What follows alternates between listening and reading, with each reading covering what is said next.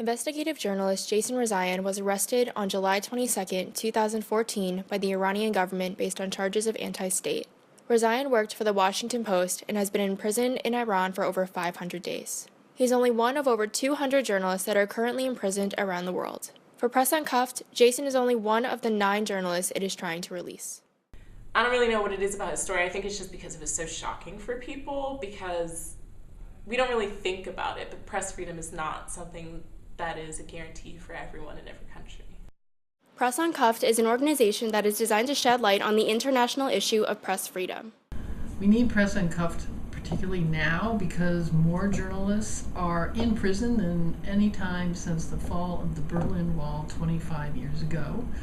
And it's not just because of the high numbers, but that translates into there is less and less information that citizens need about their country available to them because journalists are the ones that provide it to them. Press Uncuffed was a campaign that started in a classroom at the University of Maryland's Philip Merrill College of Journalism and has now blossomed into an internationally recognized organization.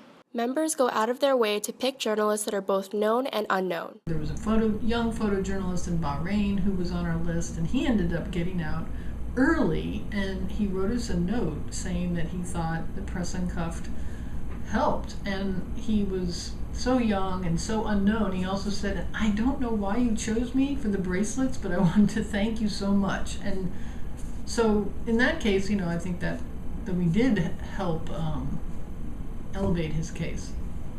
The bracelets have a journalist's name, the country he or she is imprisoned in, and the Press Uncuffed logo.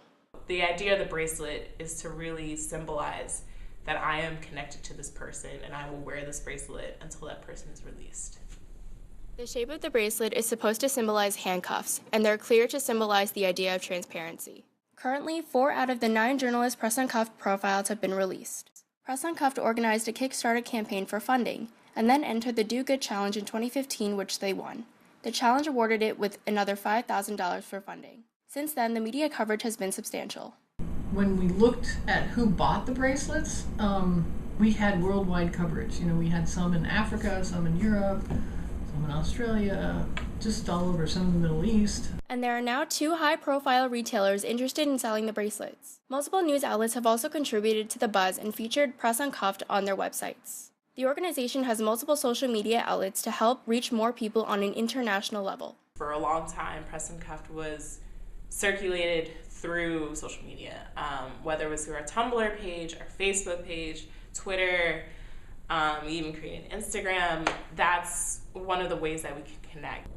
Selling the bracelets from Press Uncuffed. Currently, Press Uncuffed is working to spread the organization to other universities and create events on campus to get more people involved. Even with all the newfound success, there are some challenges. The students are so busy, and this depends on their volunteerism, so that's the limitation. And much to my surprise, since I'm a new professor, students graduate and they leave, and they go on to do other things. So that's a limitation, because you always need to find new students, and just as they get really seeped in the project and know what they want to do, they graduate. So that does create limitations, which is why we need younger students to join. Despite these limitations, Press Uncuffed will continue to pressure countries to release journalists from prison even after the remaining 5 journalists, including Jason, are free.